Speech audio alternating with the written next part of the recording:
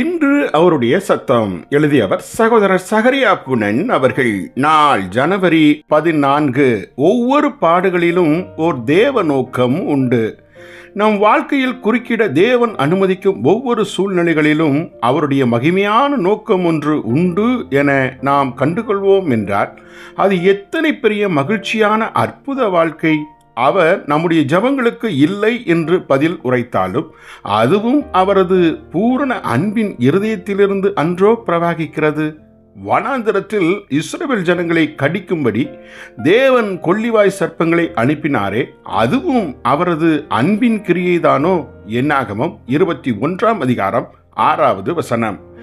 நிச்சயமாக அப்படித்தான். ஏனெனில் இதன் மூலம்தான் தேவன் அவர்களை மனம் திரும்பும்படி செய்து தான் அவர்களை ஆசீர்வதிக்கும்படி அவரிடம் அவர்களை திரும்ப கொண்டு வர முடிந்தது. அவரோ அவர்களை ஆசீர்வதிக்க விரும்பினார். ஆனால் அவர்கள் மனம் திரும்பும் வரையில் அது அவரால் கூடாத காரியமாய் இருந்தது.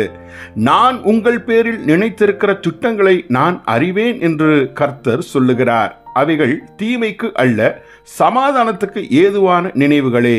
அது உங்களுக்கு எதிர்கால முடிவையும் நம்பிக்கையையும் கொடுக்கும் என்றே கர்த்தர் உரைக்கிறார். எரேமியா 29:11. இவ்வுலகமானது நோய் நொடிகளாலும் விஷ பாம்புகளாலும் நிறைந்த பாதுகாப்பு அற்ற இடமாய் தேவன் அனுமதித்ததற்கு ஒரு காரணம் உண்டு. அது என்னவெனில், ஜனங்கள் தங்கள் துன்பத்தில் தன்னிடம் திரும்பவும் அவர் அவர்களை ஆசீர்வதிக்கவுமே ஆகும்.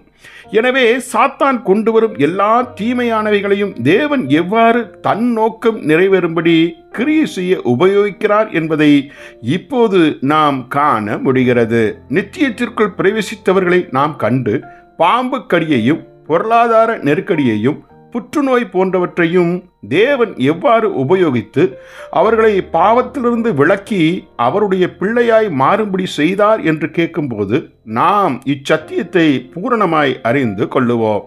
மேலும் தேவன் எவ்வாறு பாடுகளை உபயோகித்து தன் பிள்ளைகளை பரிசுத்தப்படுத்தவும் அவருடைய சுவாபத்தை அடையவும் செய்தார் என்றும் அன்று கேட்டு அறிவோம். ஜெபிப்போமா. இரக்கமுள்ள எங்கள் பிதாவே, பாடுகளை அற்பமாய் எண்ணாமல் அதன் மூலம் நோக்கம் எங்களில் நிறைவேற அருள் புரியும்.